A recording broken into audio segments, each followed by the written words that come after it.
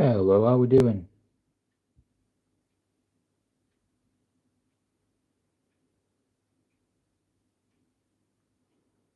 Just about to get started on filling in this armour. Can't quite see the chat at the moment though.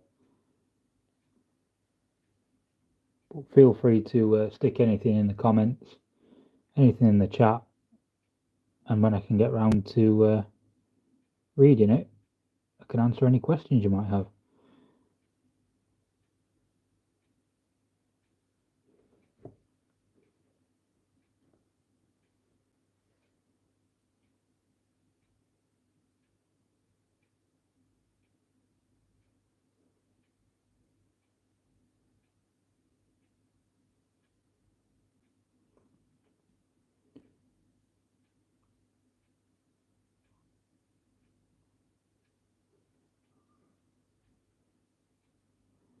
Need to just mix this paint up a bit more.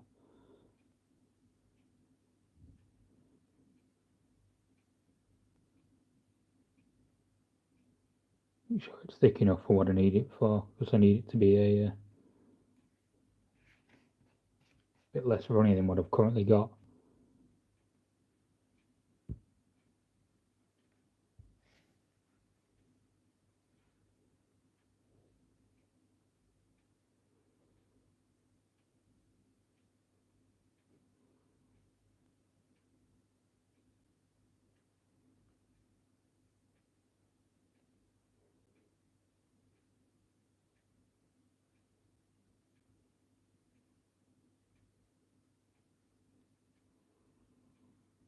The nice thing about this as well, that it will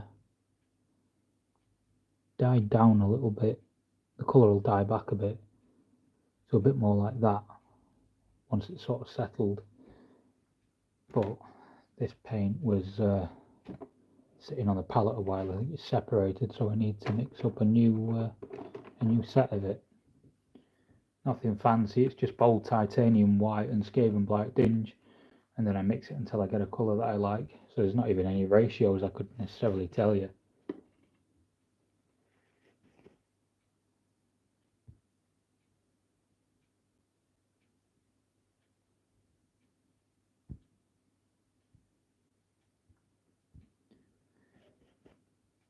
Do me a favour though, if you can hear me, just stick a thumbs up or send a quick message in, just so I know that the audio is okay, because this is the first time of me streaming.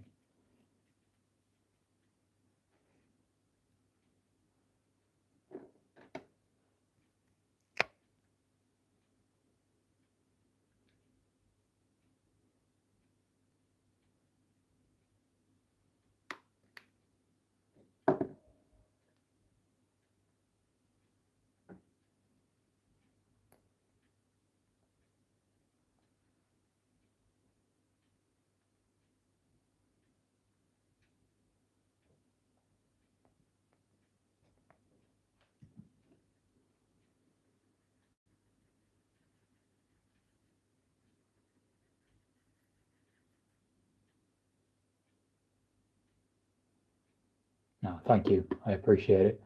Are you working on anything tonight yourself? Are you doing a bit of painting? Where in the world are you from?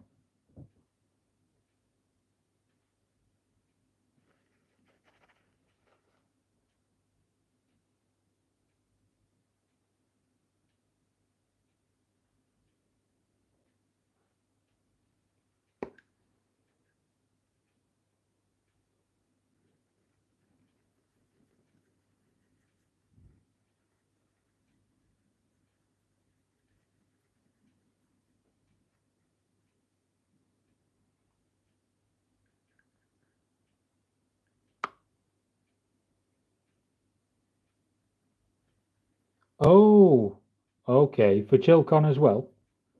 Hello, Han. if I've guessed that right.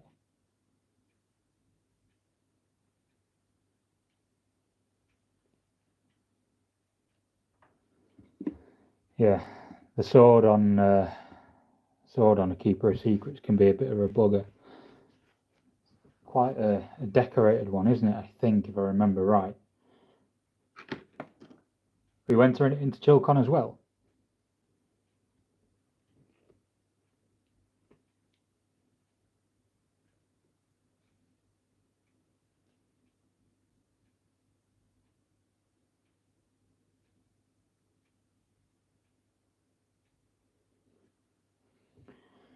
I reckon that needs to be a bit darker on the arm, so I don't think that's the right match.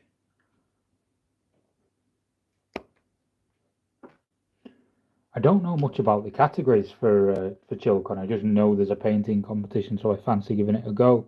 And I put this into a local comp not long ago, and it was, obviously it had that shield on already, and it had that sort of faded colour scheme. But I quite like the idea of it being a bit of a ship of Theseus, sort of constantly being reworked and rebuilt and repainted, because the Shrine Anchorites are nigh indestructible in the Trench Crusade verse.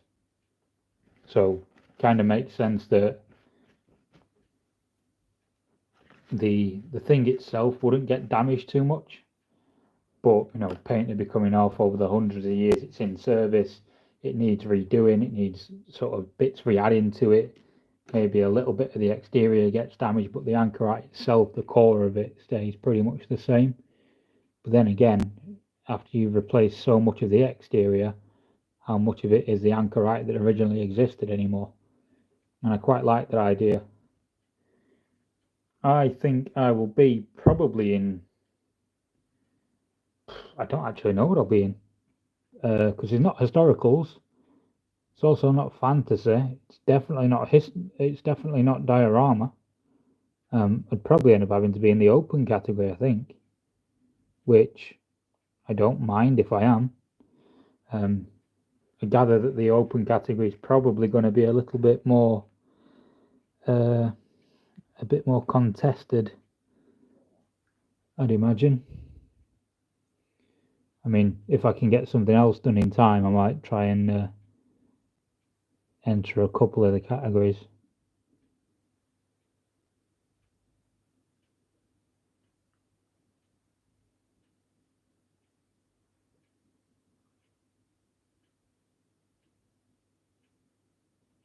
Are you coming by the stall to come and see me and Tom?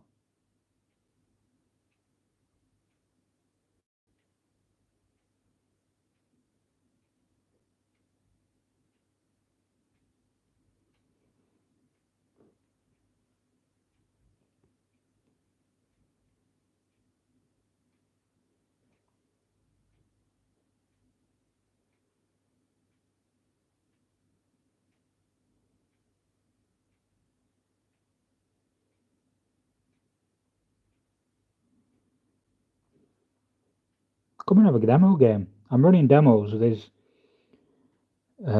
me, there's Tom, and there's a girl called Hazel from our kind of local campaign group. Obviously, Tom's not in the local campaign group, but yeah, you're more than welcome to come and have a look. Come and see what we're up to. See how you play the game. I've set it up like a really small kill team kind of board, so you don't need a great deal of models to actually play this demonstration. You can play it with 4 models, 2 for me, 2 for you.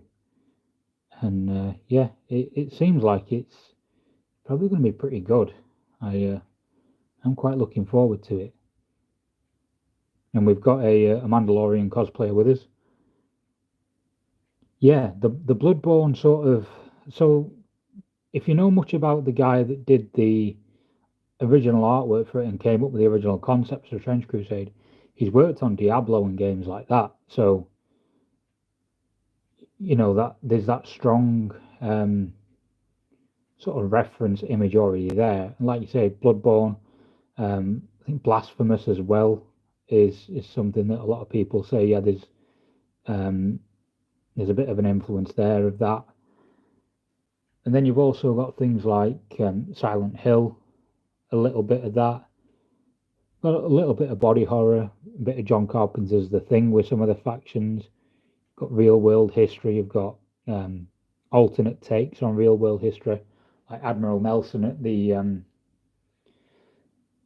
rather than the Battle of Trafalgar happening, Trench Crusade has the Battle of the Bloody Cliffs, where Admiral Nelson's killed by the heretic navy. Yeah, I feel like the nuns the are in Trench Crusade, not the stigmatic nuns, but the like the combat nurses, the combat nurse nuns. I feel like they look to me like they're inspired by Silent Hill's like kind of nurses. I don't think they are, to be honest, but they do look a little bit like it. They share some similarities. I'd love to ask Mike one day. I've had Thomas on the podcast, and that it's an episode that's doing okay. It's picking up its views, and I've got Scanner Barkley coming on to the next one. That'll be going out live to members and things. Hopefully later tonight, if the upload behaves itself and actually gets done in time. But my idea for this at the minute, going back to this model rather than rambling on about Silent Hill, etc., etc., is I'm going to go around all the armor and bring it up to this standard. Then the shield's going to get reworked a little bit. All these rivets are going to get brought out brighter. The rust is going to be brought out brighter, and then we're going to edge highlight all the shield. The artwork is going to stay as it is because I like that dull tone and how it contrasts really nicely to the main model. And it'll be like everywhere you kind of look, there'll be something a little bit patchy, a little bit different to the overall artwork, but I'm going to try and get a plinth that says, Brother Theseus on it, so people kind of look at it and go, oh yeah, Ship of Theseus, I get where he's going with it, rather than does this kid know how he's supposed to paint, because it doesn't look the same. And I don't know, I might enter, if this goes into I might enter something like this into the fantasy section, because it looks pretty fantasy-esque. Maybe I'll do something like that, or maybe if these go into open, I'll stick something like the knight into sci-fi. Then I need to work on his base and all his armor panels before I actually get to the day. So it's going to be a lot of work if I decide to enter more than one category. Or I could put all the hours that I'm going to be working on painting up until then, apart from painting videos and things like that, and apart from stuff for the channel as a whole. I feel like I probably need to just focus on only one entry outside of that.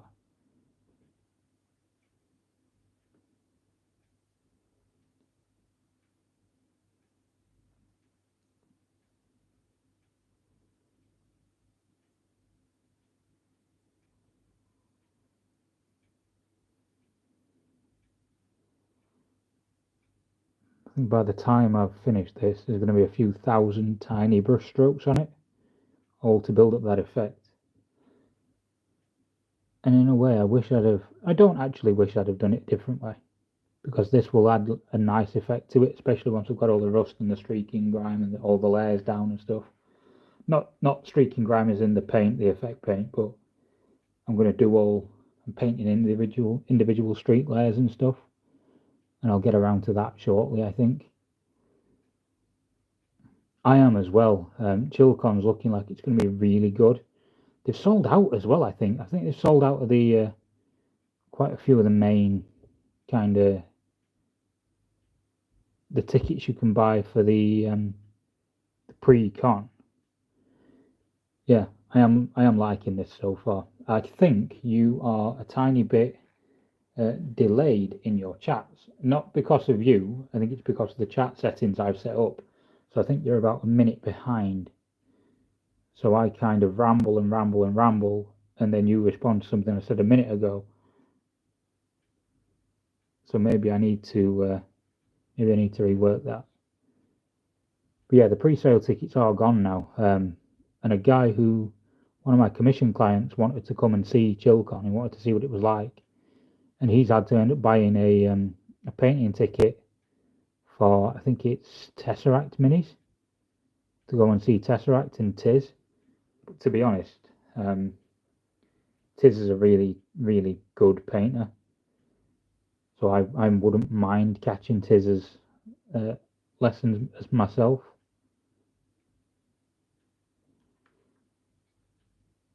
If you know, Tiz puts paints on minis on Instagram. I think don't think she was part of the Space Ducks with us.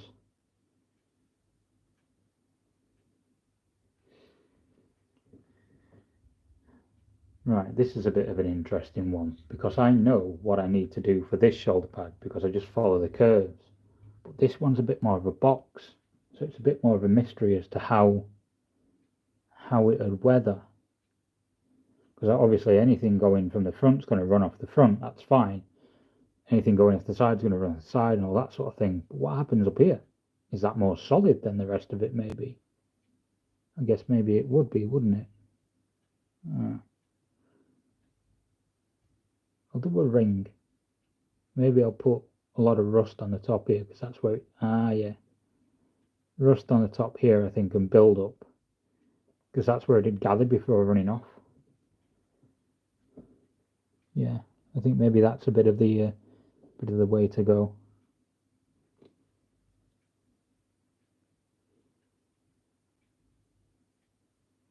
I'm planning on doing a little stream like this every night, right up until Chilcon.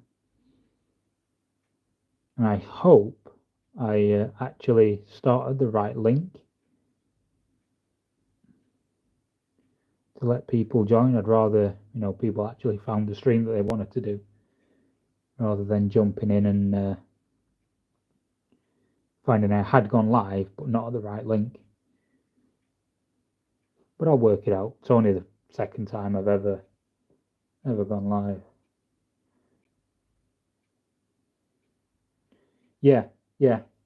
I think that for rust buildup, right on top, that's where I need to do more rust than the streaks, and I need to follow some of the natural streaks down where there would be cracks in the armor and things.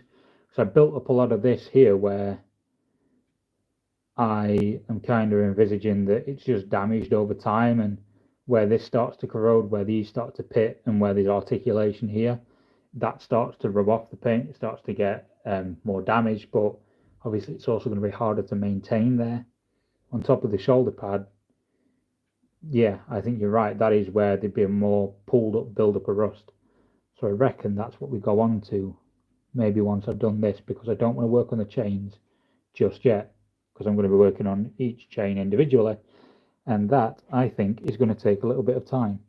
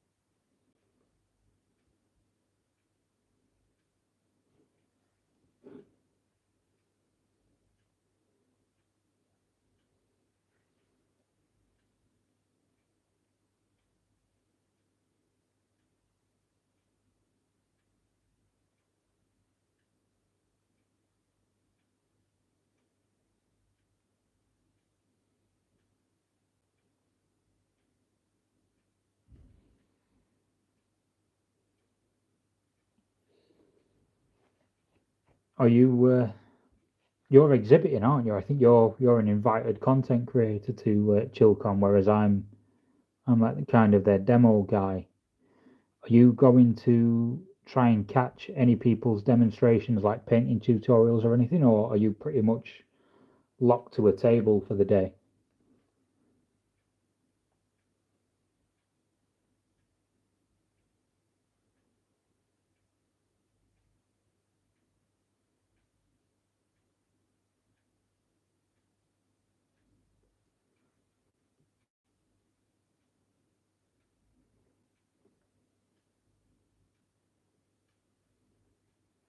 Oh yeah, that's good. So how does it work with the content creators then? Because I guess I haven't seen you announced as someone who's doing like a Q&A or anything. So do you just kind of get free entry to just kind of wander and, like I say, have a bit of a spoonle about? No table. Okay. Well, I mean, you're more than welcome to join me and Tom on ours and have a bit of a sit down, keep yourself away from things a little bit if you want. Um, and we can organise that on the day. Because although we enter separately, you're more than welcome on our table anytime. We've also got a Mandalorian, so you can just bug him about cosplay tips if you fancy it.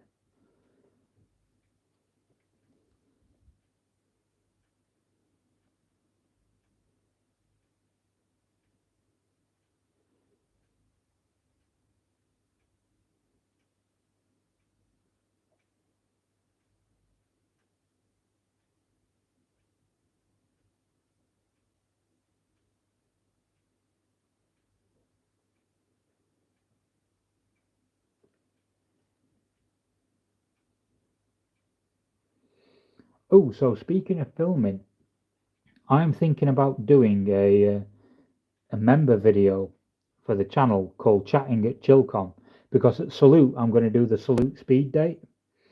Um, so if you want to come and do a bit of chatting at Chilcon and have a bit of a conversation on camera, you're more than welcome.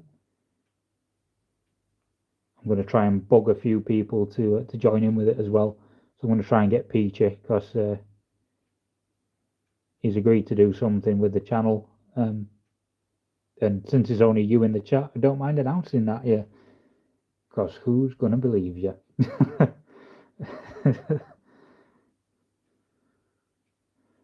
Yeah, if you get a bit overwhelmed, honestly, come and have a sit down with us because I know, like, I'm going to find it really weird that some people are going to want to talk to me about the channel. Not very many people. I mean, I've only got 2,000 subs, but you know, um, yeah, I imagine it's going to be a bit odd for me first time as a creator and demonstrator at a con.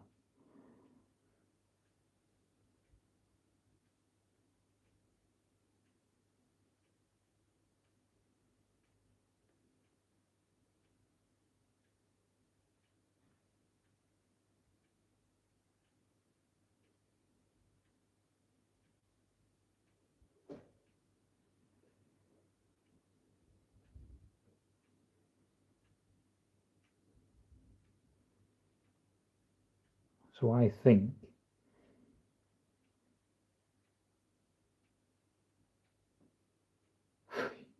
yeah, yeah, I can see that. I mean, I've only recently started getting a bit of issues with anxiety and things, and weirdly enough, the channels really help with it. 'Cause it takes my mind off a lot of stuff, and I don't go into it a lot of times because mental health's very personal for a lot of people. I don't think it needs to be mentioned a lot, but I try and do my bit with the charity events and things, and I feel like, my recent struggles with anxiety are probably going to be a bit of a challenge the next day and a little bit of a challenge in the event. But it's a fun challenge, I think. I'm still excited for it. I'm still going to enjoy myself, but maybe I need to take things a little bit slower than I normally would,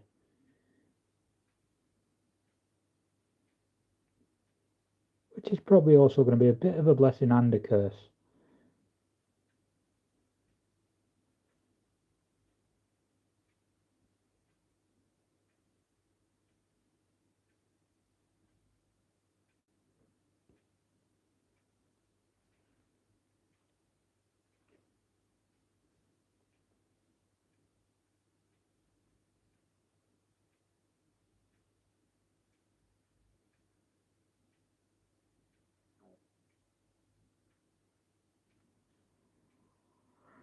Yeah, yeah, I can see that. I agree with that. Like, I'm really excited because I'm not really that known. Like, I can just kind of go under the radar a bit. I think I'm going to get quite a lot of people, taking business cards and things. What we will be doing as well, if you get one of my business cards on the day, you can go down to a local gaming cafe and you get 10% off your food after the con, and they're open till 8. So after the con, there'll be more than enough opportunity for people to go and have a chill out and have a bit of food and things at a really nice like console gaming place. So if you want to join me, I'm going there after because I guess I'm gonna kind of try and host an impromptu content creators after party. Yeah, that's Extra Life Gaming Lounge. I don't know whether you've heard about it or whether you know people that have been before. It's such a nice place, and Mike, the owner, I've known him years. He he's helped me through a lot, to be honest. He's been there, like his business has been there for me for some pretty difficult times in recent years, and he's seen me right on a lot of things, and I just want to give back a bit to him. Same with the guy that's coming as a Mandalorian. He's basically family, and it's about time that I use a bit of the platform that I'm getting to. Have you been in Extra Life before? I have never seen you in there. I don't think. Um, Hello, Martin. That's obviously you. How you doing, mate?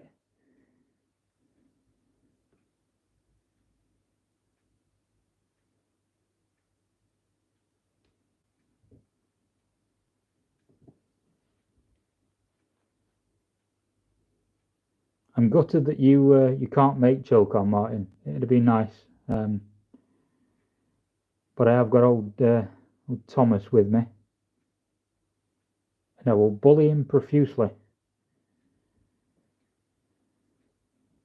Go on, what do you think? How's he looking when it focuses in?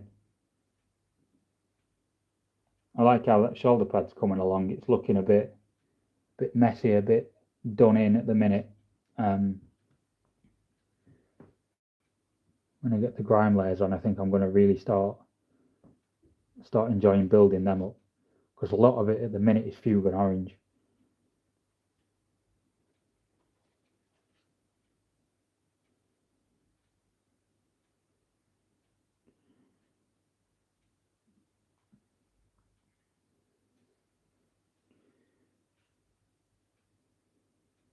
Oh yeah, I'm 100% going to bully Tom.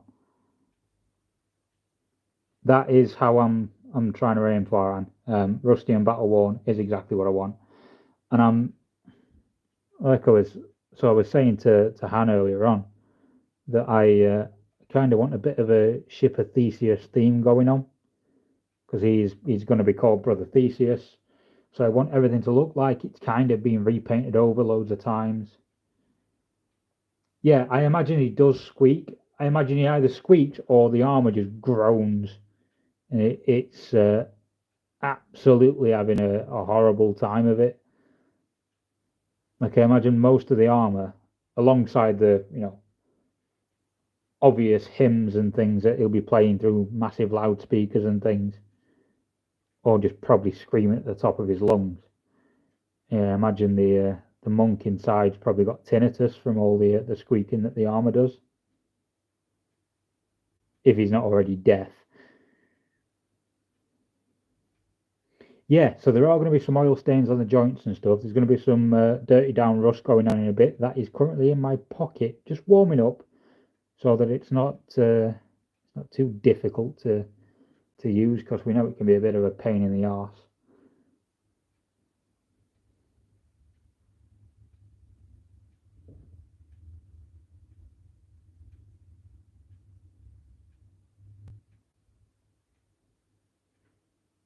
How was club night, by the way? Did you win? Did you get beat? Like, how badly were you beat in your games?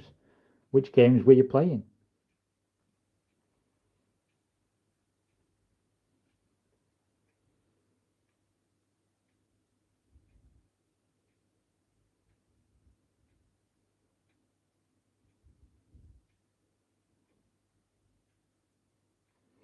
Yeah, so inside, so inside the anchorite, so I'll get the other one for you.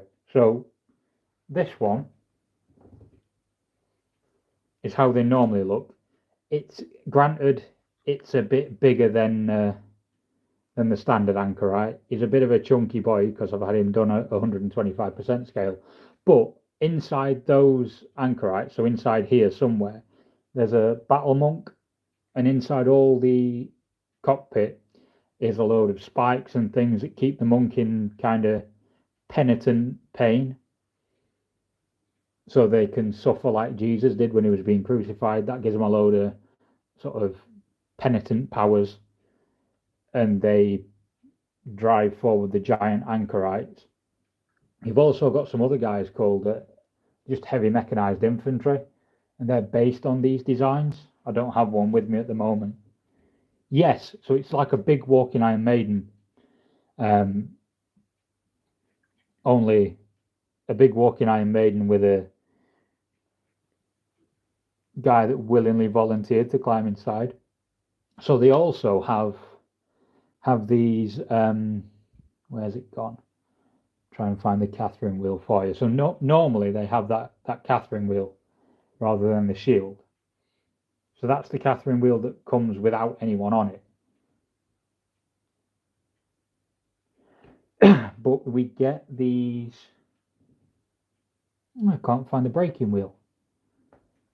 Anyway, so sometimes they. Oh, there it is.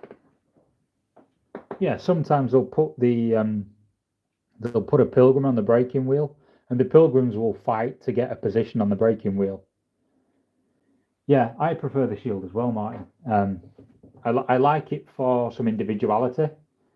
The other thing that I created from the rest of the bits that I got from that conversion was this, which is my sort of bits and bobs robot. Oh, the Anchorite Mark Buggered, as opposed to an Anchorite Mark II or anything like that.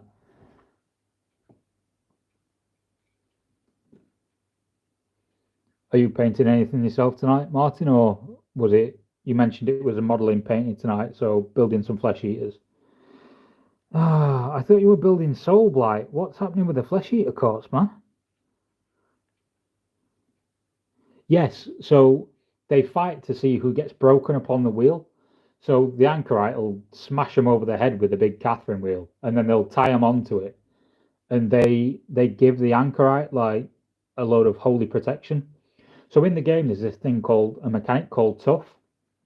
So everything has like one life, but basically a video game health bar with the blood markers. So usually when a model like gets injured enough, so you roll a 9 on the injury chart, it doesn't have armor or anything like that. It'll be laid down, and it oh well it'll be killed. So if you get a 7, it'll lay down and it's downed. It has to get back up, and it's kind of woozy, so it's a bit worse at fighting for a turn. But if you get a 9, it's down, it's killed. These have a thing called tough, which gives them like a second life, so you have to kill them all over again. But when you put that guy on the braking wheel, all the injuries first have to go to him. So he gets like, the anchorites get like 3 layers of life. They're so hard to take down, so hard to kill, because you've got to kill 3 layers of toughness before you wipe them out. They're probably the toughest unit in the game, and you can take quite a few of them in some of the campaigns if you roll right and you get a bit lucky with your glory points and things, because you scavenge the battlefield after you've finished your battle, and you might gain some extra benefits and things. One of them is gaining more of a certain type of soldier, and that does include these.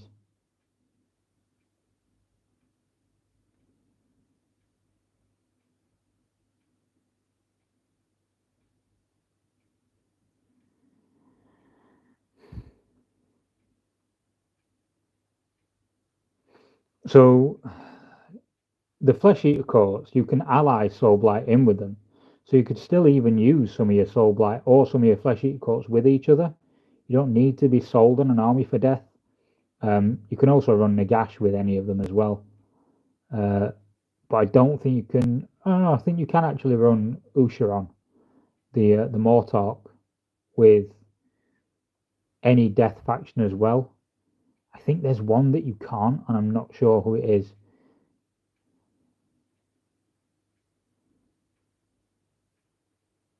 No, I am wrong.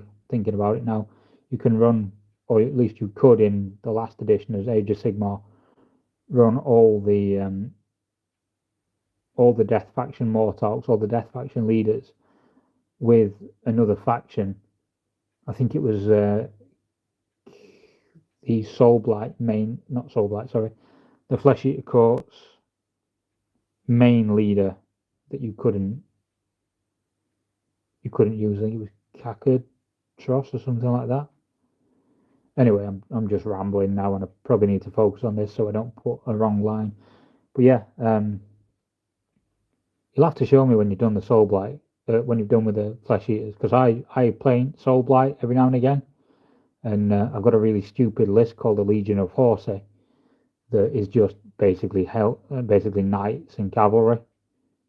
So I will have a game of it at some point with you down at Warhammer World.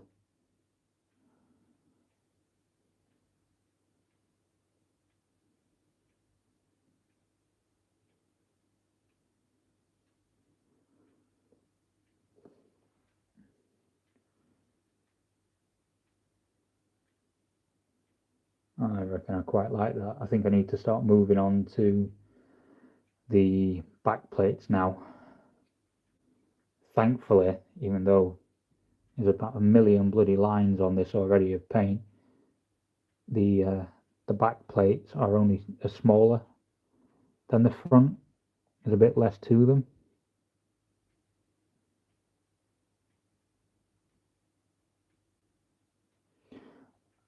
Yeah, the Morbeg Knights are the like sort of, they look like they're riding a Vargeist, don't they?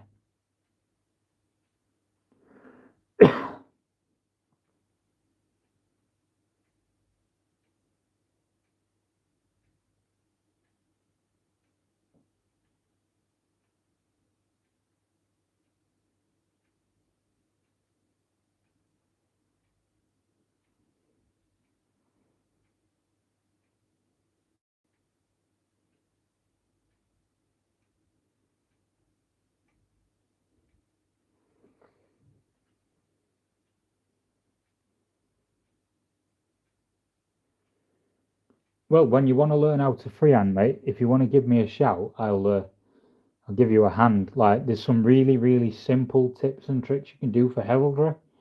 In fact, I'll show you one now because I may as well. I'm going to be here for a while, so people can drop in and drop out as they like. Put that down. So if I'm doing, say, I don't know, let's say we'll do an axe. So you dot it out to get the sort of arm of the pole of the axe, and then do your line. You do it as thick or as thin as you like.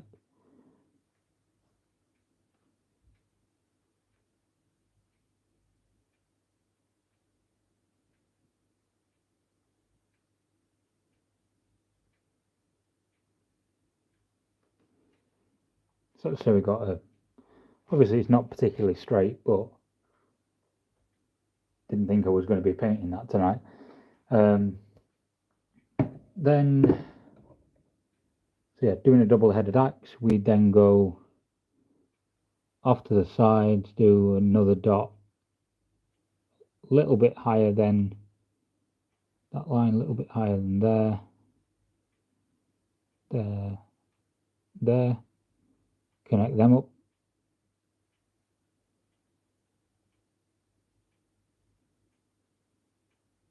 Whoops. Obviously go a bit wonky, but you get the gist. Colour it all in.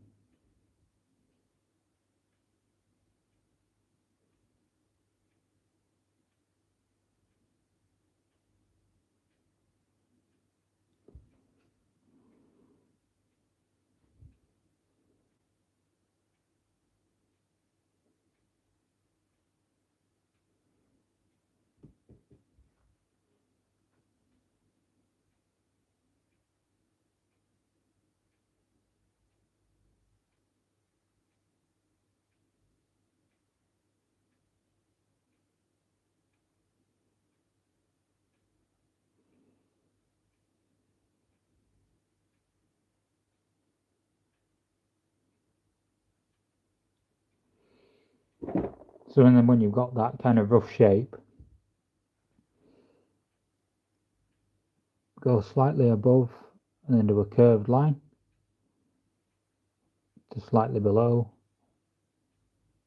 Oops, slightly above to slightly below, connect that up. Paint that in.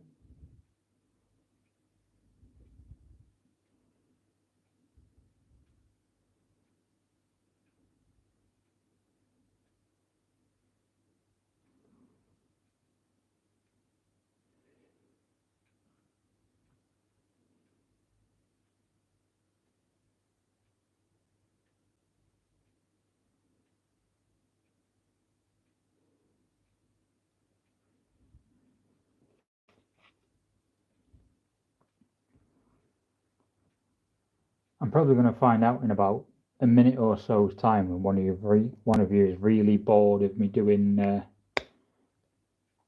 axe that you absolutely didn't want to see it and you already know how to do it. But sorry, I like doing a bit of practice for freehand, so you can watch me do this for 2 minutes.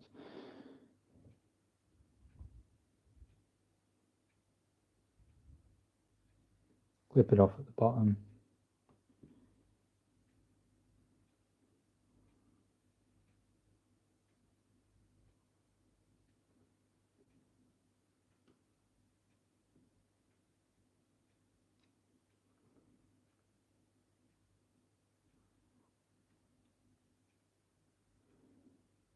So what I've done is because I'm using glazes on the Anchorite, I've used too slightly thin of a paint for that. So the axe has gone a bit wonk. So I tell you what, we'll come back to that in a bit when that's dried and I can show you how to clean it up. Should only be about 10 minutes, but while I'm waiting for that, I'm going to get back to this beast.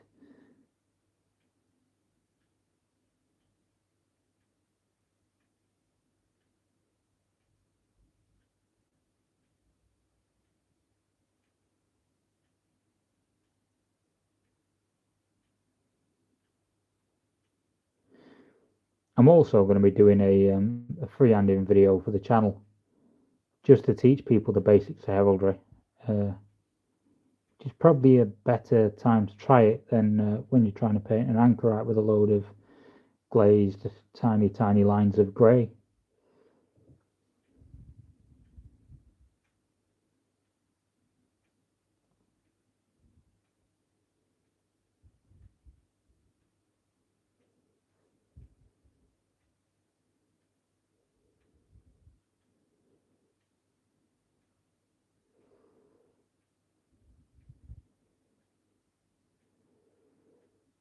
Yeah, very true.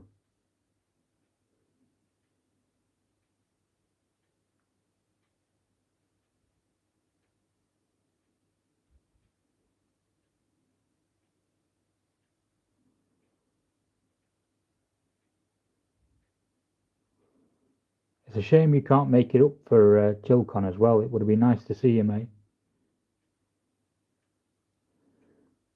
Yeah, but see, you're in my chat, so if you start talking about non-metallic metal, I can just like put you on a timeout and then you can't speak. I can't do that on Instagram, and I can't do that in the Instagram chats. But here I've got ultimate power, so crack on if you want to get banned.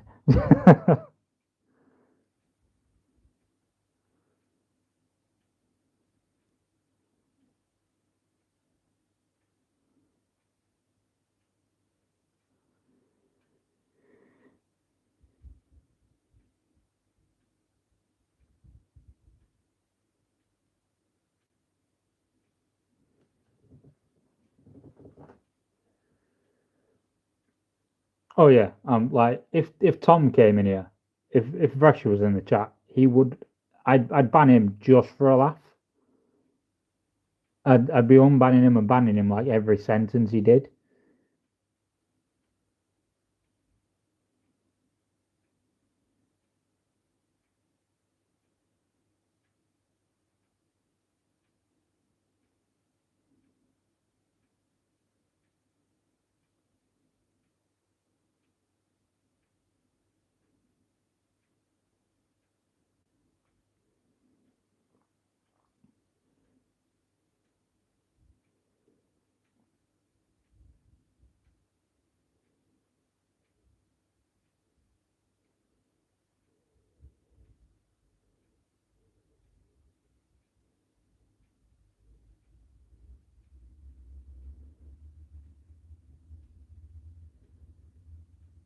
Yeah, yeah. I feel like it's necessary with him just to mess with him a bit.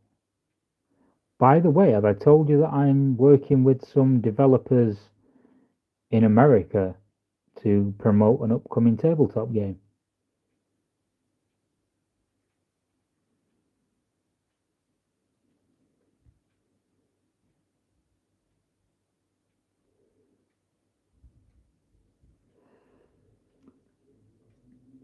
You know, Hans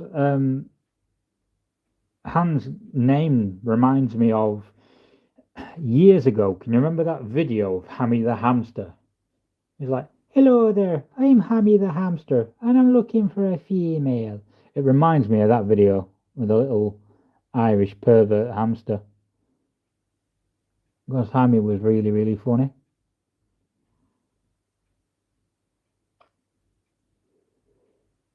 No, so it's not the game that Alistair mentioned. Because for one thing, I can't remember the name of the game that Alistair mentioned. Um, but it isn't, as far as I'm aware, because I don't think these are his mates, unless his mates are from America. I nearly said where they were from then, in America, and I am trying to keep everything secret on the channel so that I can launch it in cryptic clues. Like my video on the synod the other day had like there was no music in it, and I want people to wonder why. Um, and then also there was like a very quick snapshot of the upcoming game I'm working on. But again, people probably won't be able to. They'll see it because I've made it obvious, but I doubt many of them will pause it in time.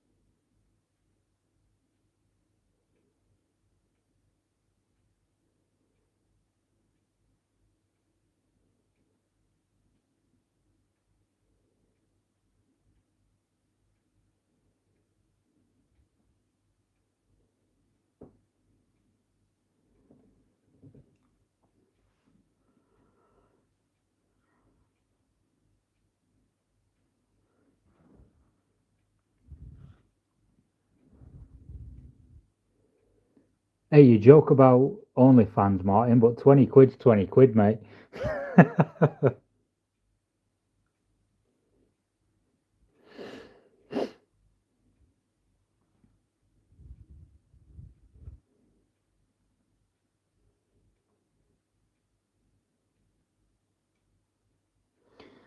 Yeah, that Keeper of Secrets you're working on looks really nice. If I'm put up against it in the fantasy category, I'm going to be a bit upset because I think you're walking away from that one with the win over me. Not that I think either of us have got a massive chance because I'm sure there's going to be some incredibly talented painters there. Do you know if Carl's going?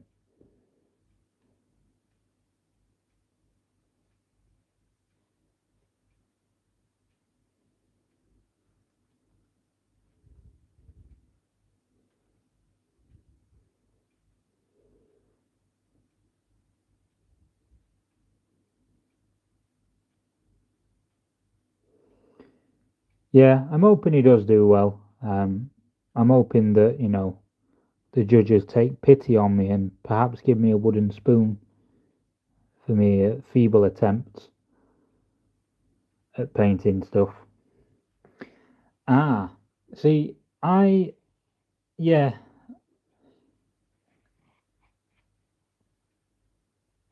I'm not actually sure. I haven't seen Carl in a while because he knows my brother. That's kind of how I know him. Um,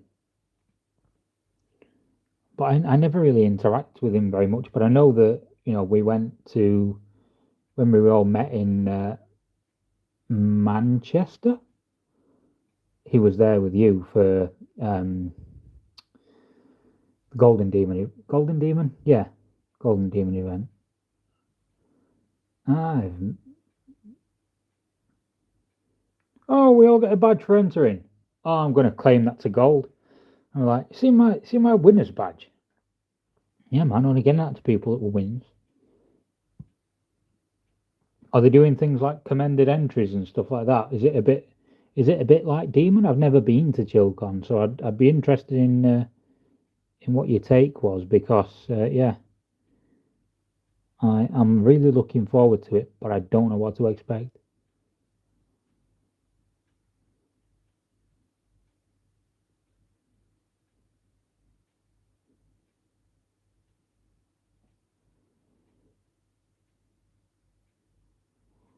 Oh, first year with pins. Interesting. So we're both aiming for a pin then, and if we don't get one, we're stealing one. I mean, because I get in there at 8 in the morning. I get in there with all the special people that are doing demonstrations, which you content creators can't come in yet. So if I raid the table, at least we can get a pin.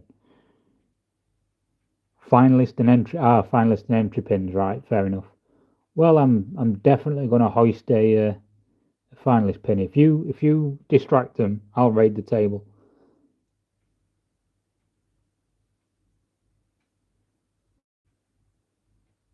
I've discovered a quite difficult bit to paint. Bugger.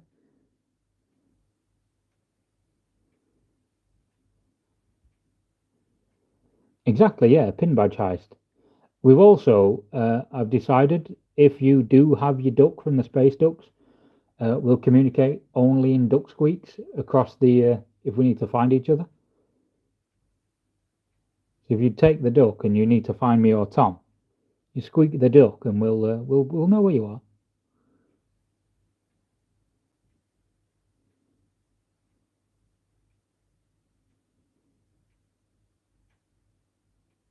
I reckon that this really difficult spot to paint, that's being a pain in my arse, uh, I reckon that's heavily corroded, so it doesn't need a lot of paint on it.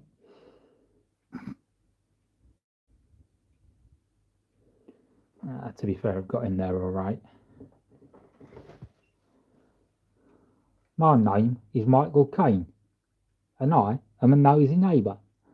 I know that that was the worst impression of Michael Caine that probably most people have ever heard, but I do like how even after the Italian job, and ever since his career started, really, he's always had the wherewithal to take the mick out of himself and not take stuff too seriously. Very good actor and quite a sound bloke, apparently. I would like to meet him one day.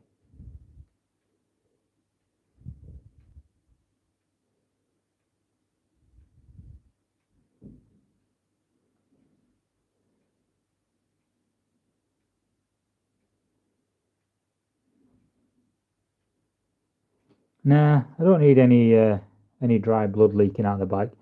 I've uh, I've got some ideas of what I can do with that.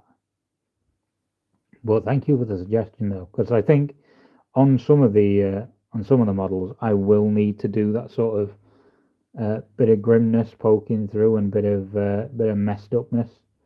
On this, it's messed up enough.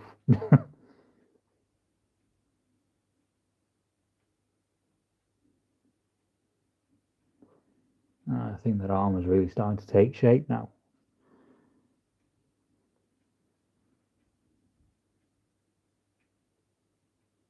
I'm really worried though about pressing on the model when I'm painting. So I've got my arms braced on my table on my painting desk, but I don't like using painting handles, and I usually post on the Mini. Um, but yeah, I feel like posting on a resin Mini is a bit more techy than it should be. feel a bit scared. I see. I don't even think they wash an anchorite. I think an anchorite sort of occasionally might wade through something that slightly cleans it, but I don't think the pilgrims are too concerned with how clean the anchorites look. They're just concerned with how much they can kill, which I'm completely there for, to be honest, because the pilgrims are nutters, and I quite like the law. They just get they just get voices that they think are angels that as close as they can assume are probably angels or God telling them to go to the Levant and fight for the faithful. So off they go with an anti-tank hammer, which is a grenade strapped to a pole, and go and punch a demon in the face with it. Exactly. If it's clean, it's not been doing its job. I mean, most anchorites are quite old at this point in the setting, unless they're from the war pilgrimages of Saint Methodius, because they're the only guys that can make them anymore. Um, and even in their cloisters, they're probably not that clean.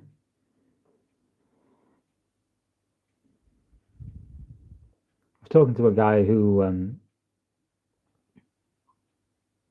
about like kind of what I can do to start improving this a little bit, and I wasn't really, I know what I need to do. I was just looking for a bit more feedback, like I put into a couple of groups and things like, oh, what do you think I could do on this? I already know what to do, but it'd be nice if there was an idea that I hadn't reckoned on.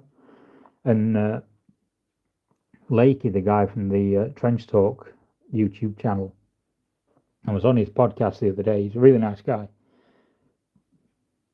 So if you want to go and check out a 2-hour rambling conversation with me and a very nice Swedish man, have a look at Trench Talk. But anyway, I was talking to Lakey about, oh yeah, what do you think to this? I'm refining it for Chilcom, and he was like, oh, how have you done all the streaking armor? Like, have you used oil washers and stuff like that? Like, 'cause it looks quite nice. I said, no, I've just used like hundreds of tiny little lines of acrylic paint, and I was like, hundreds? Are you serious? We have very different we have very different painting styles. You must be very patient. I don't think I am that patient, but I do like a good effect. So sometimes it is worth it to stick it out.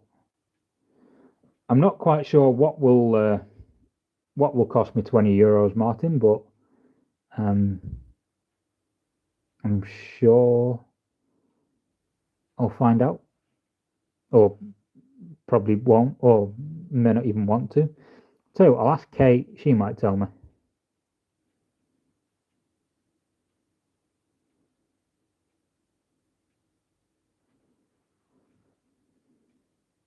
Yeah, man, me and the nice Swedish man on the podcast. Um, yeah, Lakey is nice. Um, I mean, I'm going to start putting some podcasts behind a bit of a paywall, but the one over on Lakey's channel's just, go and have a look at it and find out that I'm incredibly knackered and can't talk very well when I am tired. I was up, well, I was not up, but I was up a little bit late the night before, testing out the first stream with this. Um, and then I couldn't sleep. Night, Han. Have a good evening. I'm sure I'll get probably a couple of the Americans will join soon when they finish from work. So it was nice chatting with you, and I will definitely come and see you at Chilcon. In fact, I'll find you. To be honest, I'll come and hunt you down because I've got some questions to ask you. I've got something that we might be able to work on.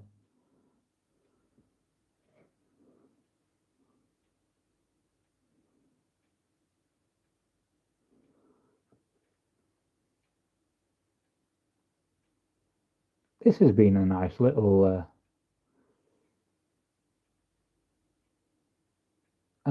stream so far. I mean, I've been going for about an hour,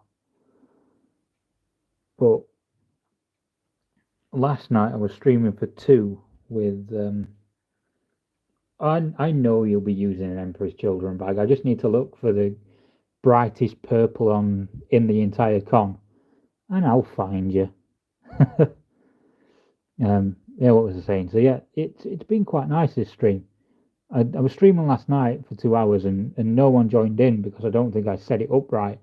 So I'm not entirely sure that it was, or I'm not even entirely sure that I set this one up correctly either. But two people at least seem to have found it.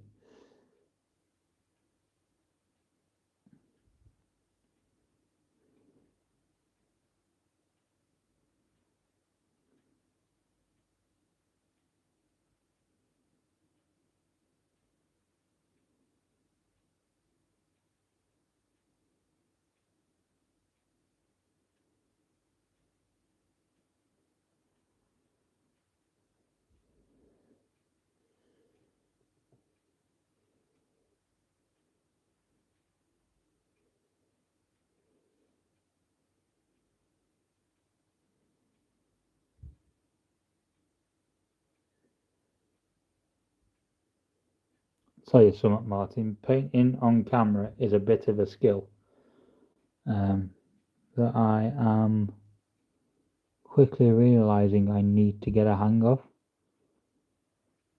I'm doing all right so far, but yeah, I think with a better setup, it actually might become a little bit harder.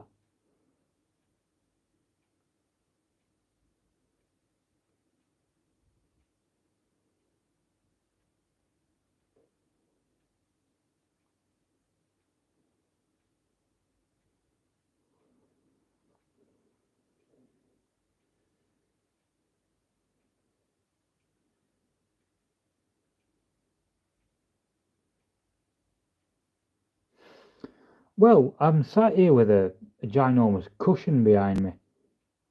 I mean, it's a little bit uncomfortable on the upper back, but I mean, I can just do a bit of stretching or a bit of yoga or something later on, or get back into the gym tomorrow, and it should iron itself out.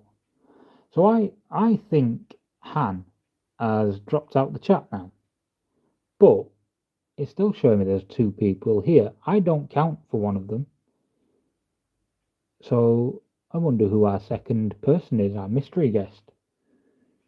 If there is a mystery guest here that isn't Martin, it sounds like I'm trying to summon ghosts now. But yeah, just give us a shout. Say you are. Say what you're working on. Say if you hate this anchorite completely and you never want to watch a stream again.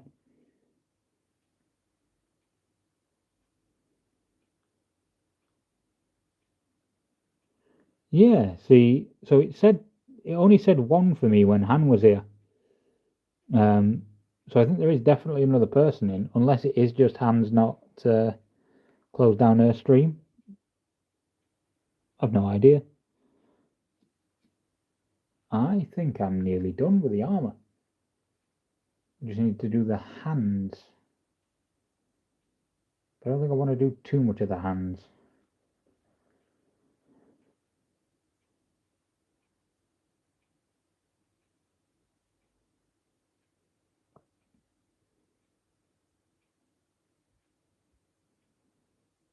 Speaking of hands, I'll shift mine out of the way so people can see.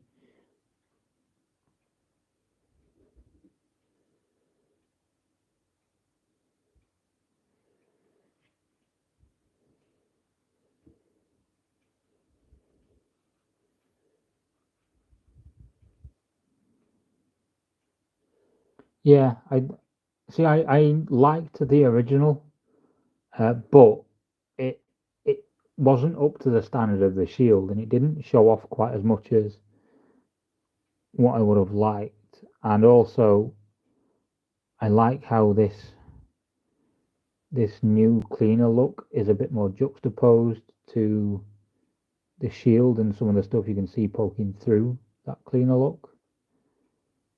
I also like how I can kind of build up these layers of just messed up, scratched off paint and things, and make it just look a bit more worn and in universe. I am interested to see what the judges say on the feedback because I got feedback down at Warhammer World, and showing them stuff like this, and they're like, oh yeah, maybe refine it this way, do this thing a little bit like this, and this, and told me about the shield standard is really nice. They were saying, but everything else needs to come up to that standard.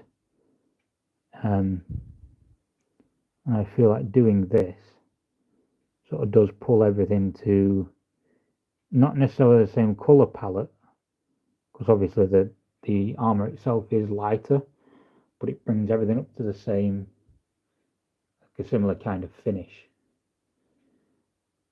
I don't think I'm going to do much to the metal work.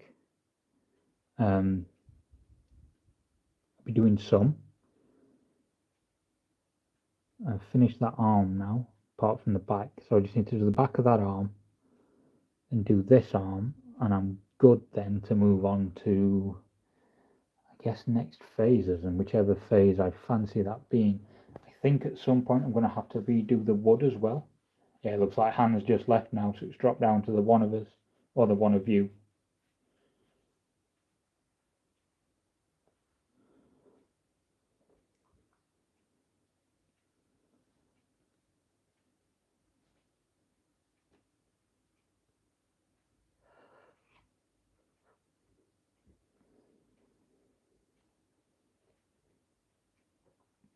Yeah, it is. It is hard to convey like the age of a thing without, like you said, going over the top of it. But I feel like I'm getting there. I feel like I'm doing the correct amount of stuff, and I'm also going to be building up on these layers of grime as well, and things like that. So there's scope for me to do more, and I will be doing more. I like the verdigris on these bells. I'm going to keep that as it is. I'm going to refine around it. I need to do the wood. And then I need to do some edge highlighting for once. A thing I very rarely ever do. I think I like the steeple. The steeple's muted tones, but I do need to redo the brass.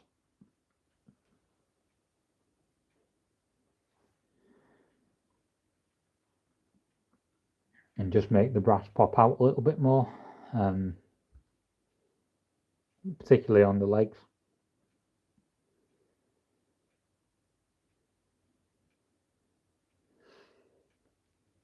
Yeah, so it's going to have like this orange rust buildup and stuff, and some streaking bits on there in a minute. Yeah, I need to finish off this back of the arm, don't I?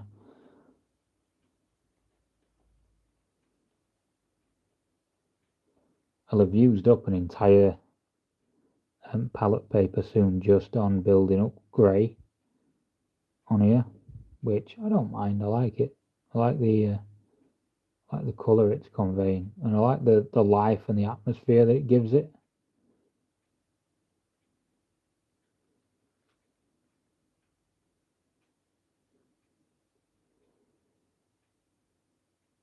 Yeah, I know what you're saying. Like stuff from like previous paint jobs and things, and I'll give you a look at it in a sec. If you have a closer look, you can see where some of the grey is like a darker grey, some of it's lighter. I get the impression that they probably painted this and then it rained immediately after. So a lot of the paint that was protecting the Anchorite's armor is kind of run off and buggered off somewhere else.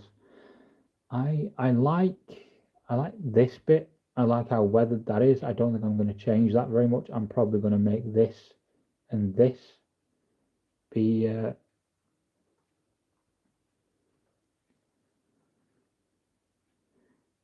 so this palette is a Game Envy one.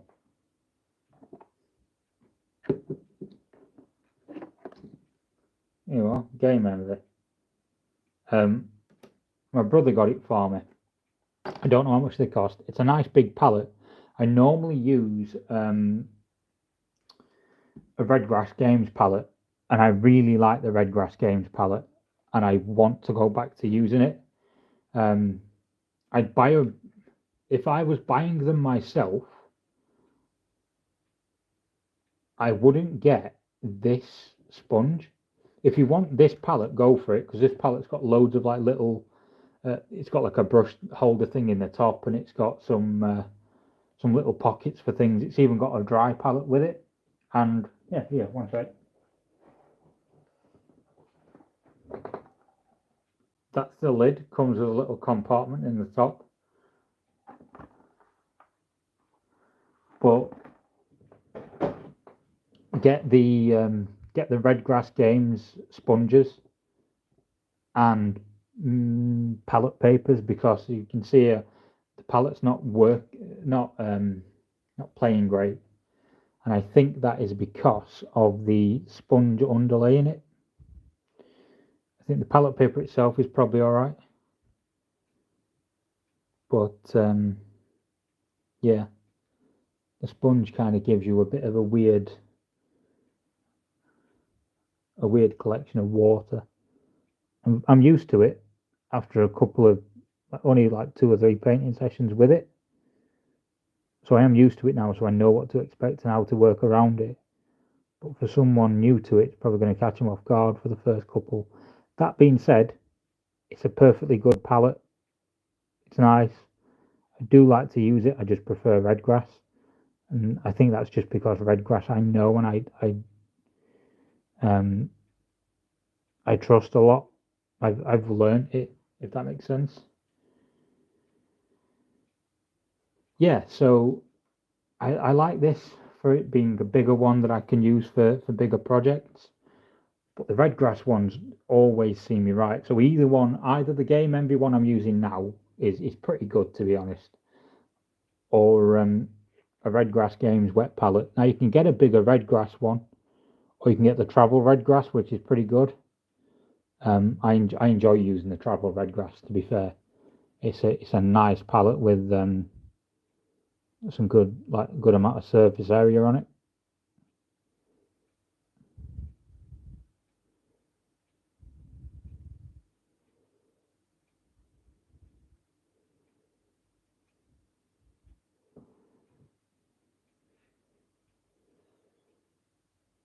I wonder where Charlotte and that are, because I would have thought they'd have jumped on the stream even just to say hello.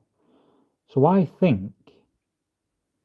don't think you're joining from the link that I originally set up. I think I've started a different stream.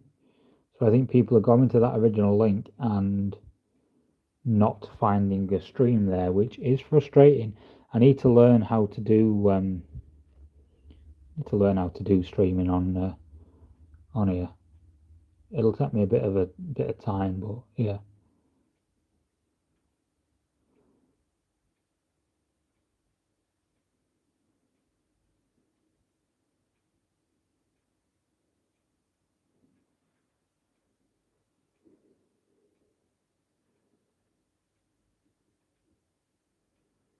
Yeah, so I think you joined from the link from the chat, not the link from my story. So I need to work out what went wrong there.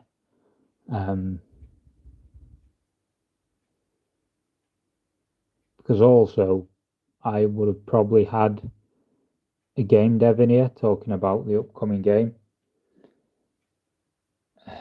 So yeah, be a bit naff if I've missed out on him joining in tonight.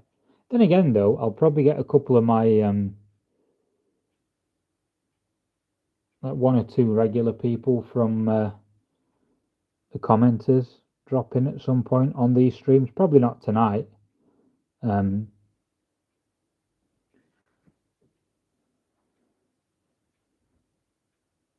I reckon I leave that as it is. I think that's probably just needs some edge highlighting. Yeah, it is going really well, to be honest. It is small steps. Like you say, I just need to get used to things, and I'm thinking about doing. I don't think I can live stream from Chillcon, but I'm going to do some videos there and stuff. I reckon the armour is now done, the armour colour. So now I need to move on to the weathering of the armour.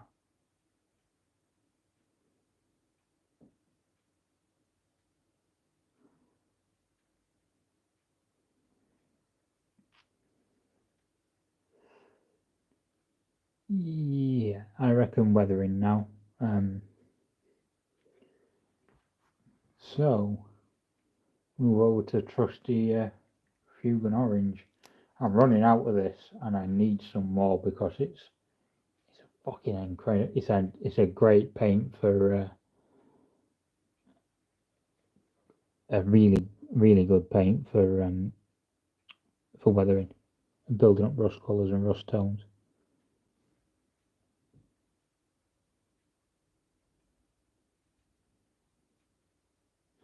Yeah, so high quality battle reports. I can't do them at the minute. I'd love to do some battle reports, but at the moment it's a no-go for me because of space limitations. But I'm kind of trying to talk my mate into doing some, which would be lovely if he would allow me to do that in his home. And if he were to do so, and I got some battle reports done and made a little bit of money, I would put that money towards his very recent baby's sort of help looking after her.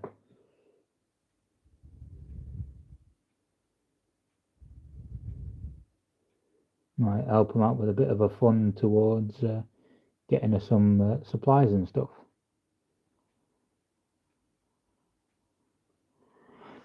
Yeah, so Outpost, we have spoke about it. And I will probably start doing some bat reps down there at some point. I just need to work out logistics of it and get my a camera set up and sorted to do it. I can do them in the store; they will let me, but I also just need to be wary of people around and stuff and things like that. And I'm just going to take my time with it and get everything built up first, because the lore videos are doing pretty well for a channel of my size. They were doing amazingly well for a channel of a small size not long ago, and they've died down a little bit, but I'm doing all right as a Trench Crusade content creator. I'm doing okay so far, or at least I think I am. So that's nice. At least nice to get a bit of. Success is relative to everything and everyone. Different. It looks different for different people, but it's nice to be getting some relative success with something that's so new and that I enjoy so much.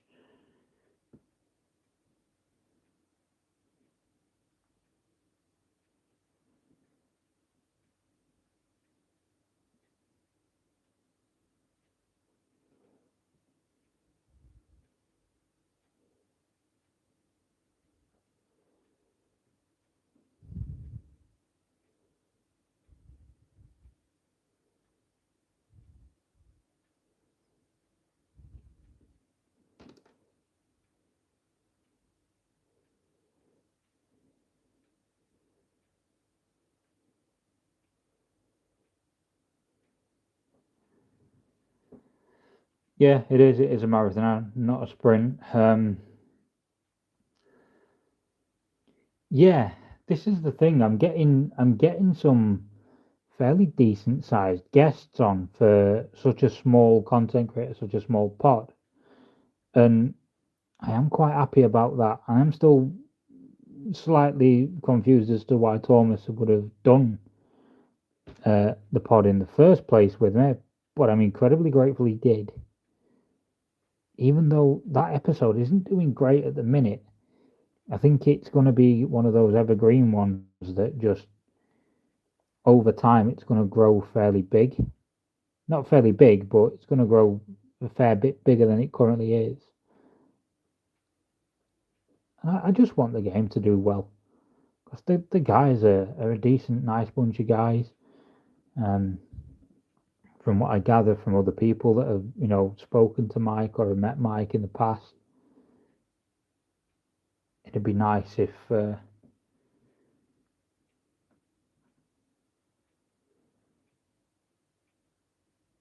Trench Crusade was sticking around. It's a very creative game for the hobby. I'd say there's a hell of a lot more creative freedom than in something like 40k ORS, just because of the nature of the sculpts and how they are a bit more blank canvas rather than being over detailed. Which, some people like the over detailed stuff for GW. I like it. I've been painting Araman for a while.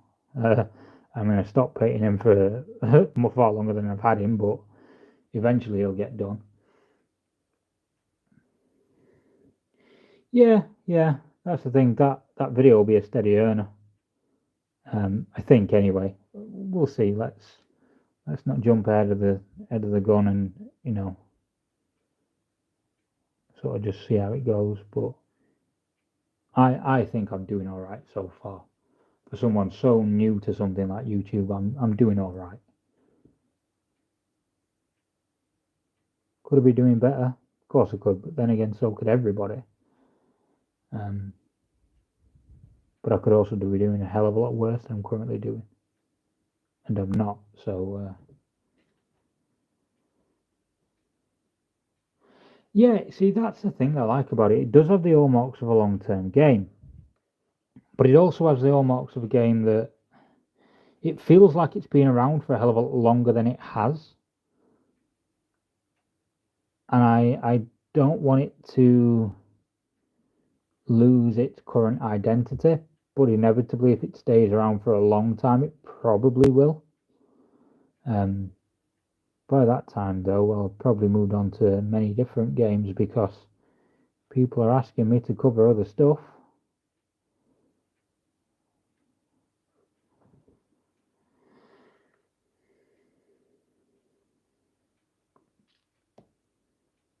I'm liking that. I'm liking that a lot. It's a lot of orange coming through at the minute, but I can build on that. I can work with it, and also it's going to have a fair bit of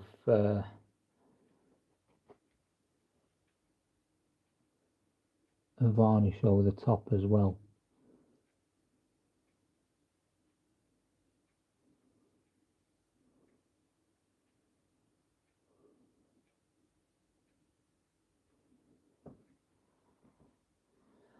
I reckon I need to leave that to dry for a bit. There's a lot going on the Mini at the minute. There's very thin washers and stuff.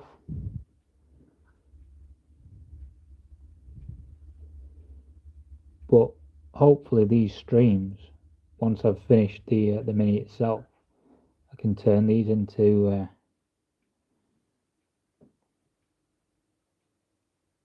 a full length vid, just preparing for ChillCon.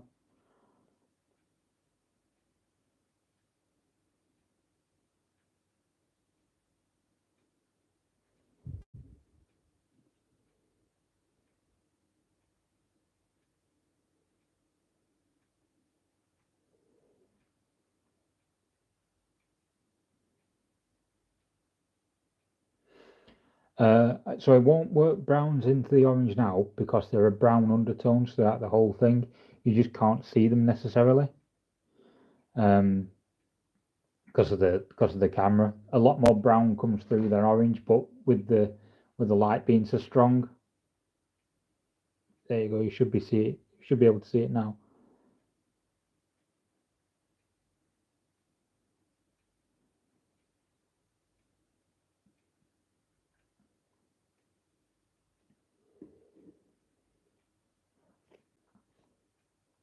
All right, I'm just going to put that to one side a second. I'll show you how to do that axe. So you do the You do those little steps I mentioned earlier, and then once you've got that kind of that shape going on, you just fill it in. And you don't even need to be very neat. Not at this stage anyway. I just need the rough shape of the axe. So you've done the triangle, you've done the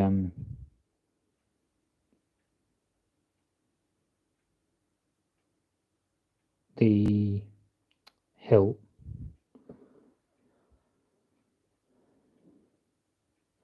And then you just start cutting into it, cutting sections away. So go from there with the black and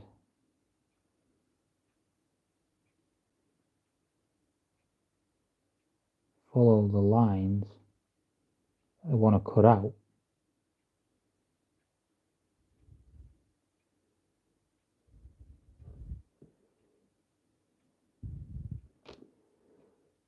Then on the other side you just do the same.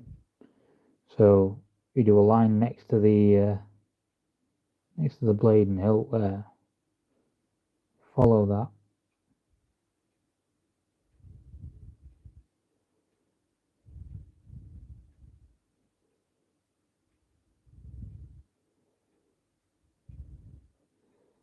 And once it all dries back, you won't have that black outline around it. Come on, focus in. You see how that's how you build up a that's how you build up an axe. Do all sorts of cutting into it and stuff, and make it look different ways. That's double-headed axes for you. Pretty easy, and you can actually do it in about 5 or 10 minutes. Not even that, if you use bold titanium white out the pot, a little bit thinned down, maybe a two brushes of paint to 1 brush of water, and then the same for a black, and you'll make it fairly decent. Make a decent decently thin paint to work with. Right, I reckon I can probably from there. Do I do edge highlighting next, or do I do the chains?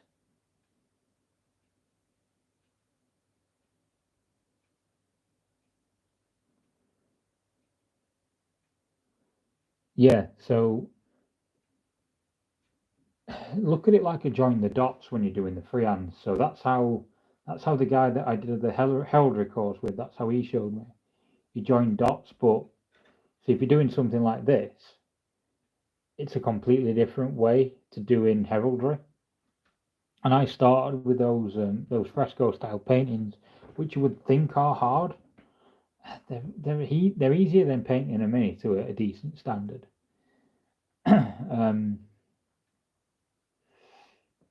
And yeah, they're not that bad, to be fair.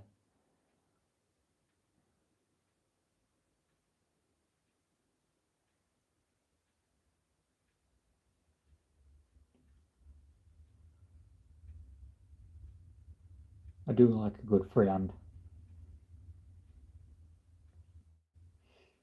I'm hoping tomorrow night, the stream that I set up for that, I'm hoping it'll be a well, we'll jump on a stream when I've got a bit of time, and I'll just teach you how to do them. I'll teach you how to do like little castles and things, split shields. Yeah, castles, split shields, axes, swords, fleur-de-lis, and then that should give you enough to do some heraldry. Fleur-de-lis is pretty easy. It's a diamond, a small triangle, and like a McDonald's N, kind of.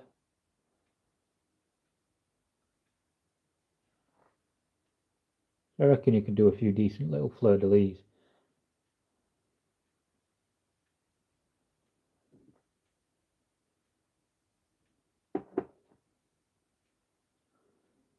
Right, I think probably time to do the the silvers. Also the perfect time for me to find out I'm running out of silver.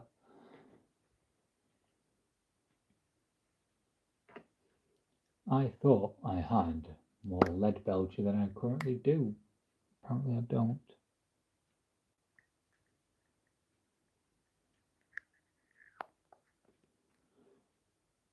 Yeah, thirdly I can show you pretty easy. Castle pretty easy. Castle's actually really easy. And castle as well. Once you've done that, once you've done a castle, you can probably turn the castle into a landscape scene with some really quick adjustments. Yeah, I'll teach you how to do them. We'll set up a tutorial night or something, and I'll get through a few with you.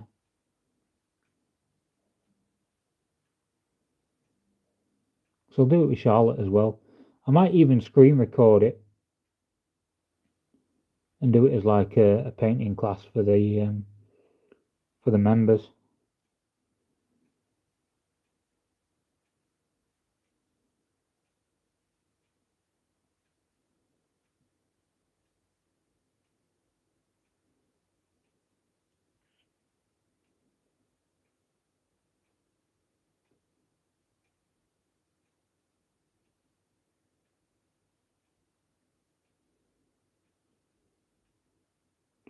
Oh, no worries, no worries. I mean, thing is, we can't get together very often to meet and do stuff like that, which would be nice. But we can do it over. That's the nice thing about social media. We can do it over that. I mean, the other nice thing about social media is look at where a lot of us met, or how a lot of us met. You and Kate, for example, you met each other on Insta, really.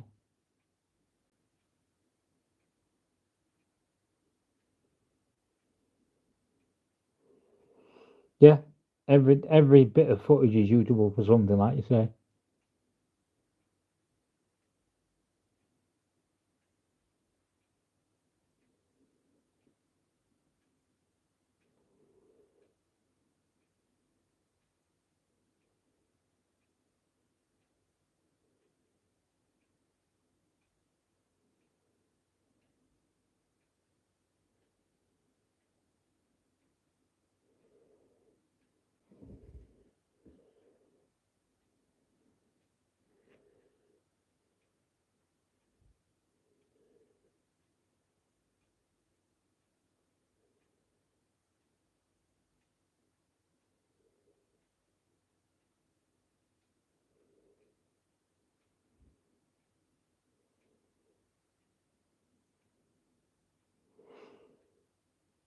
Yeah, it is kind of how you use a platform is what you will get out of it.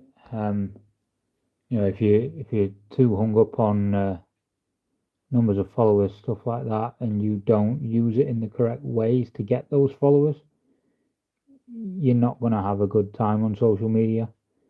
If you engage in a lot of the negative aspects of it, like the responding to trolls and stuff like that, you're going to end up causing yourself more stress than not. But you can also use social media to relieve quite a bit of stress in different ways. It certainly has its benefits.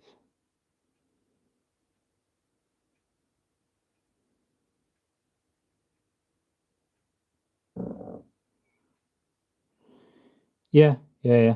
If you use social media what it's intended for, which is connecting people and being a social network, people that you can't see very regularly, it's an amazing little tool. It's also a good tool for promoting businesses, stuff like that. But you start using it as an echo chamber for um, your own beliefs, whatever they may be, however bad or good, and you're gonna start causing yourself some issues.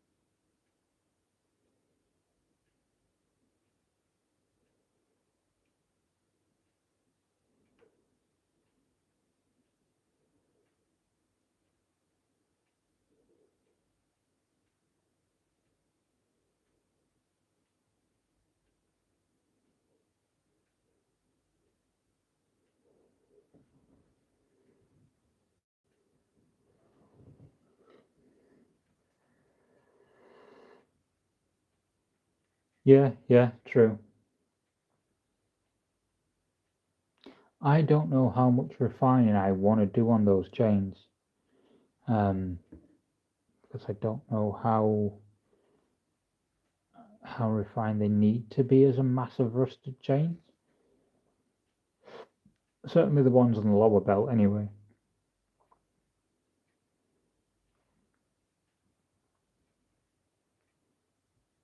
But I'll probably be heading off soon and working on this again tomorrow night. I do appreciate you coming along though and sitting and chatting with me while I do this. I think before I go, I'll do some dirty down.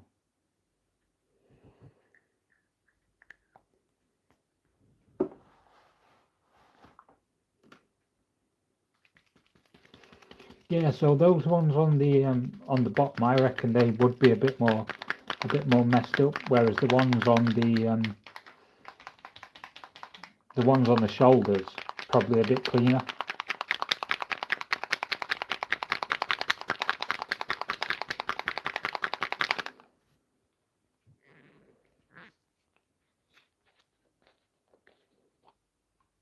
I have never known Dirty Down play so nicely.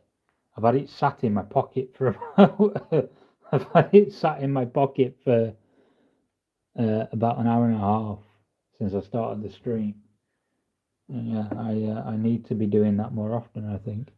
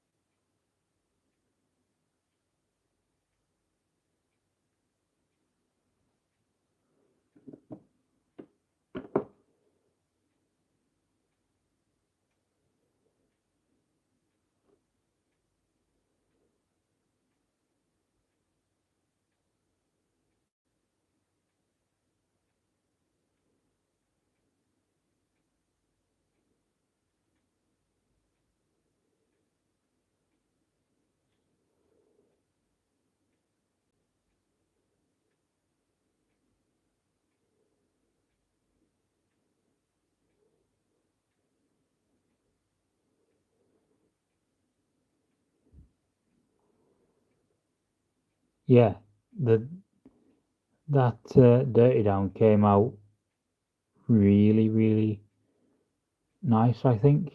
Dirty Down's always gloopy, it never does that. It's behaving itself tonight, which is lovely. It's also really, because it's warm, because it's been in my pocket, it's really nice to work with at the minute. I think I'll be doing that again.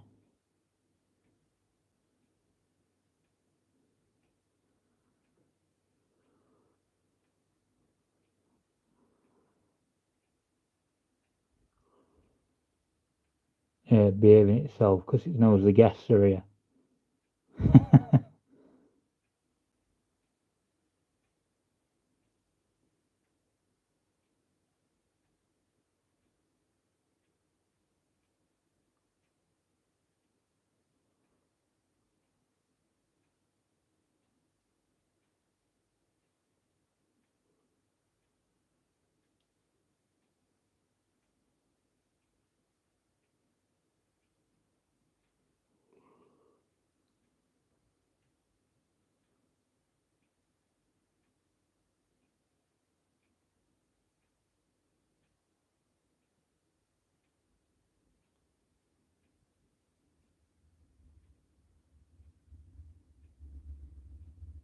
The other thing I really like about these brushes is that I can get the smallest, tiniest scratches of Dirty Down going through stuff.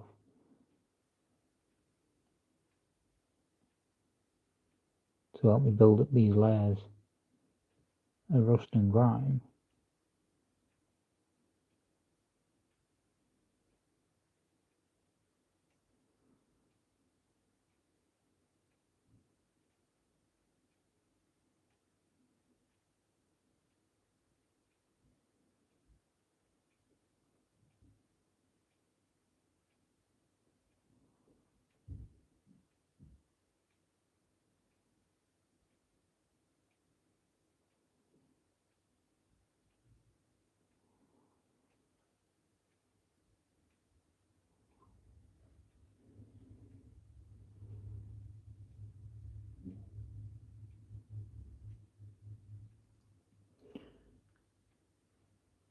Yeah, so what sort of thing are you thinking about for your own stuff? Like, what have you got thinking about while we've been doing this?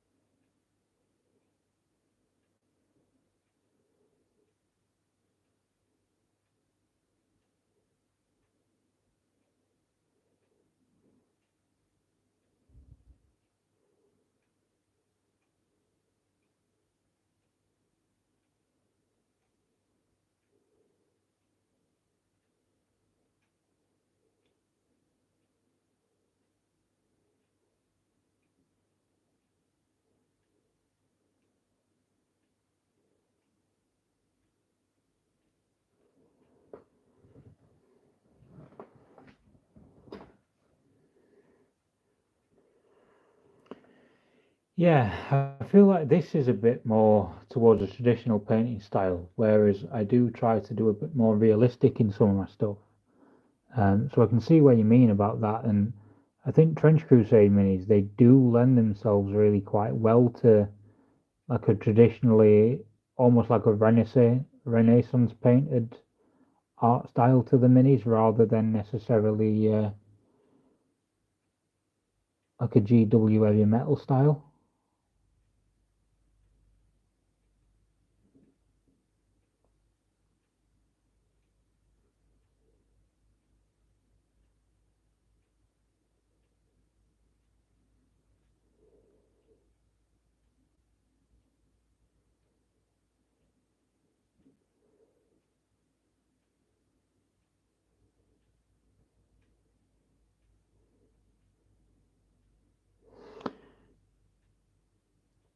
Yeah, yeah, true. I do as well. I was fortunate enough to go and see a Da Vinci not long ago, like an original, obviously an original Da Vinci. It was so nice to see like one of the masters, and then you walk around the gallery, and it's a very different experience to see his work versus someone or anyone else really. Um, yeah, even some of the newer painters that have access to a hell of a lot more techniques and things than he had, and they can't touch him in terms of production and like the way he got things to look.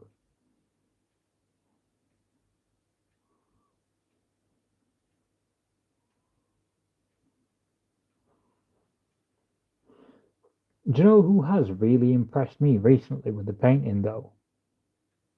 Is Charlotte with her orcs. Because I thought she would enjoy orcs. I did. And I said to her when she first got them, I bet you'll really enjoy these. But she's done them really nicely. And not to take away from a Votan or anything like that, but compared to a Votan, like yeah, the Votan were looking nice, but I think the orcs are probably the faction that she's gonna enjoy painting the most. She's probably found her faction now, which I think would be nice.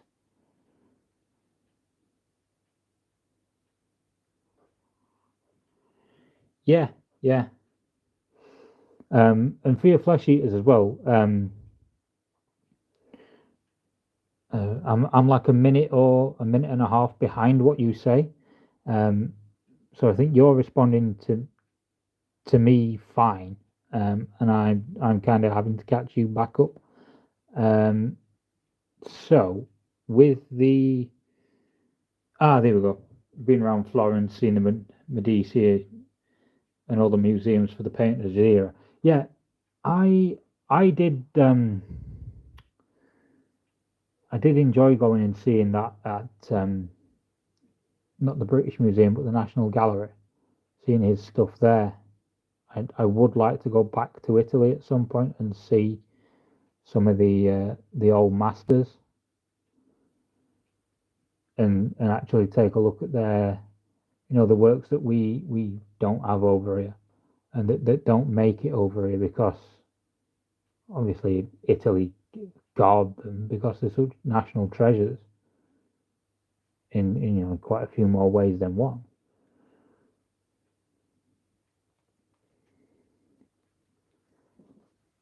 That's starting to look properly beaten up now. I quite like this. I'm quite enjoying making this manky looking dude.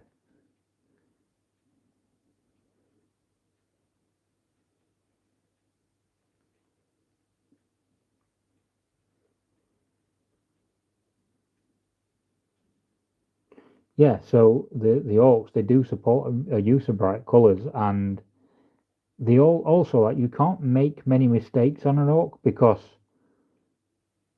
it, like an orc is the only thing that looks like it painted itself in 40k. Like you look at an Eldar and an Eldar from someone who does Eldar very well.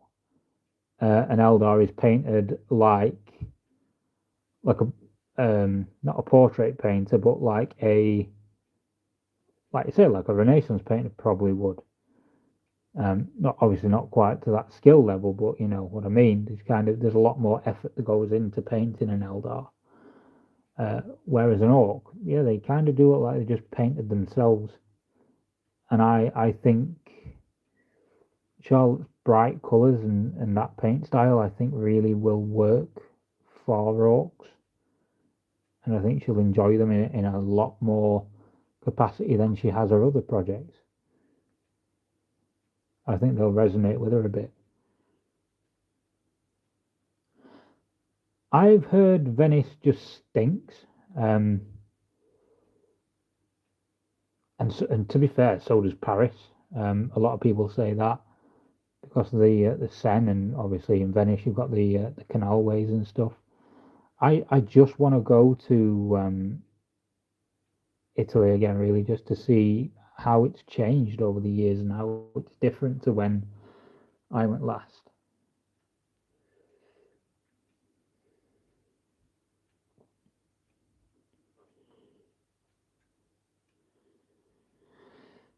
Yeah, that's the shame, isn't it? That Venice and Paris are kind of they're such a renowned pair of cities for like the romance scene and stuff like that, but they're they're so it's like a bit like London.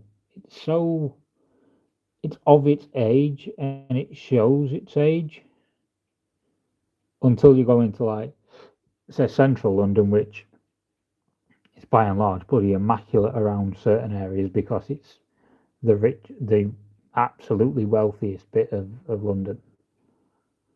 I'm going to edge highlight with some Dirty Down Rust because why not?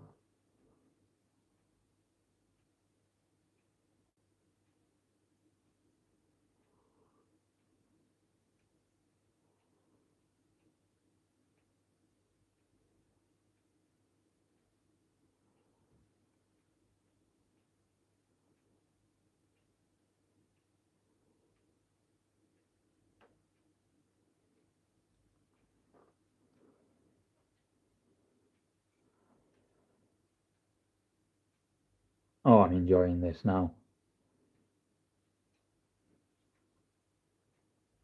It's coming on really well, I think.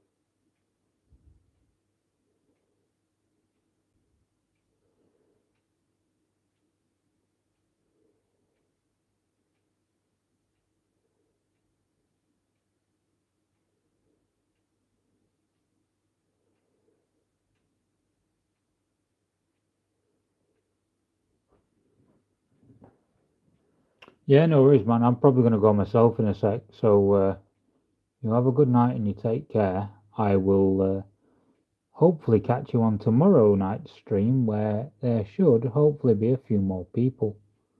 Have a good night, mate. Have a good night, mate. Goodbye.